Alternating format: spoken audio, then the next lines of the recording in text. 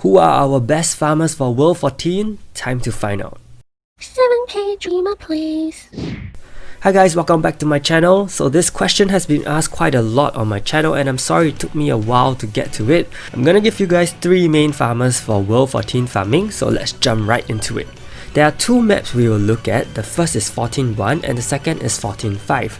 I'm looking at 14.1 because sometimes you do not want to get soul shards and purely want the drops to only be gold or magic crystals.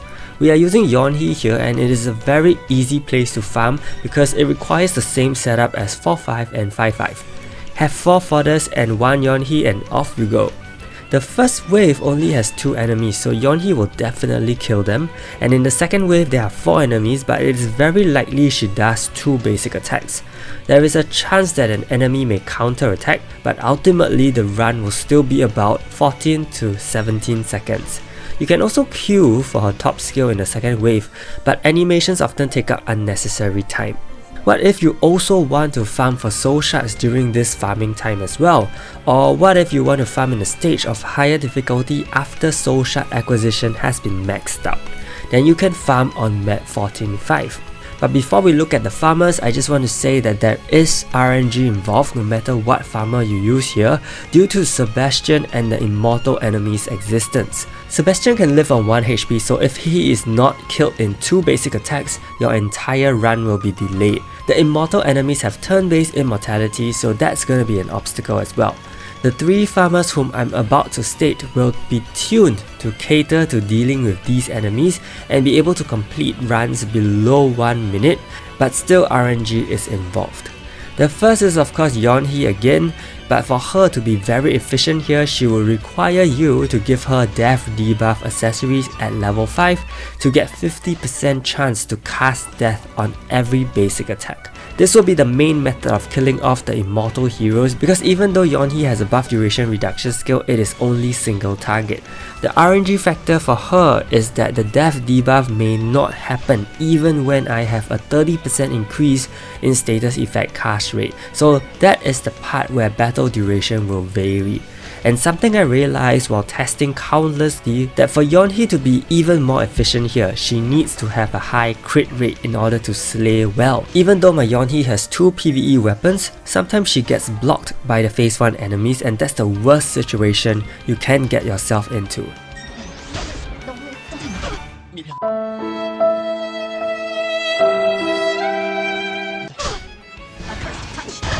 So this is how I geared my Yeonhee: double speed, double counter.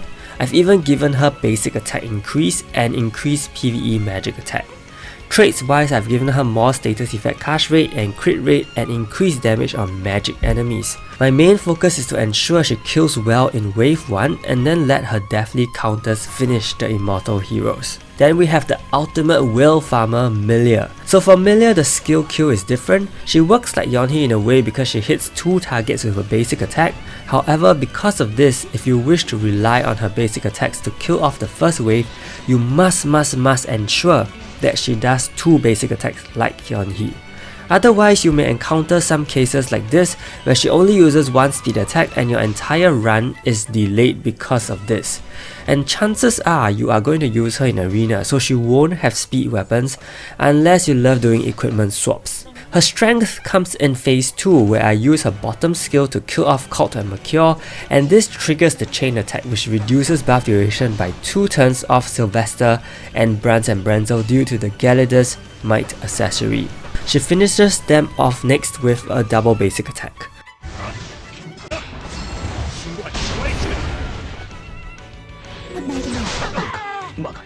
Not a bad choice, but will require a hassle to set up.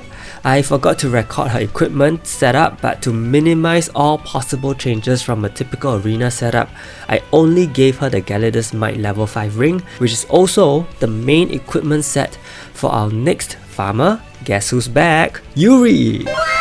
Yes, Yuri is back and she's actually a very good farmer so far based on my testing. Not only does she have amazingly fast animation, her awakened skill takes a shorter time to charge and it casts burn on the enemies. So then when Yuri reduces the 2-turn immortal from the enemies, they instantly die to burn. And basically none of the previous farmers can do this because they were not able to kill off Sylvester and Brans and Renzo even after their immortal stages were over, and have to spend additional turns to kill them at 1 HP. But then comes the RNG. Similar to Yeonhee's death debuff casting, Yuri's burn is also the key here. Her base skill itself already does 50% chance to burn, so coupled with traits, this can be increased to 60%. However, the good thing is even if she doesn't burn, it's actually not too problematic because her awakened skill also applies a cooldown increase on the enemies. So this prevents them from using any skill, resorting only to basic attacks, and that doesn't make your run extend too much. So let's look at her build. I've given her very minimal equipment as compared to the other farmers I tested, and she still gets the job done. For her accessory, I'm using the Galidus Might to make this more efficient, and if you don't have this at level 5, don't worry. As I said, you can also just let time go by because of the cooldown lock from Yuri's awakened skill. Turns will go by very quickly without skill animations. Moving on, we have her jewels. I have lethal rate increase, increased awakening gauge charge speed, and PvE magic attack increase. I have yet to test her without the awakening gauge jewel, but if she does get her awakened skill in time even without this, then I will consider giving her a basic attack jewel to be more effective in phase 1. For her traits, status effect cast rate increase and lethal rate for more damage output chance. For Fighter Soul, 5 target damage increase, skill cooldown. If you have the magic attack Fighter Soul here, that will be a lot better. Increased damage on offensive and universal, but there are no universal enemies in 14.5.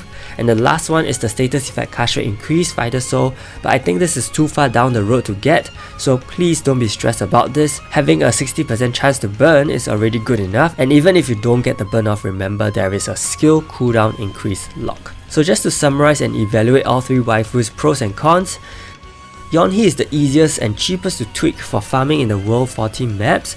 All you need is a level 5 death accessory and perhaps some jewels that help buff up her damage capabilities. RNG factor involves landing death debuffs. Melia is the most expensive farmer to build, but also potentially the most efficient one when geared appropriately for PvE. Unfortunately, her existence is also a big myth for the casual player. Yuri is a farmer who is in between Melia and Yeonhee. Unlike Melia, she being a normal hero makes her easy to get and build. However, she does require the certain accessories and RNG behavior to be able to have the best runs, such as landing the burn and killing the first wave with her skill. So let me know what you think of these 3 waifu farmers, and if you have any other potential fast World 14 farmers, feel free to leave them in the comments. I'm not looking at 1410 at all because I don't think anyone should need to farm there. If you want soul shards and magic crystals, 14.5 is sufficient. If you only want magic crystals, then 14.1 is good, or even 14.4. And that's all I have for this video. Do give this video a like if you found it helpful, and do subscribe to my channel too. Stay tuned for more guides. Thank you so much and see you!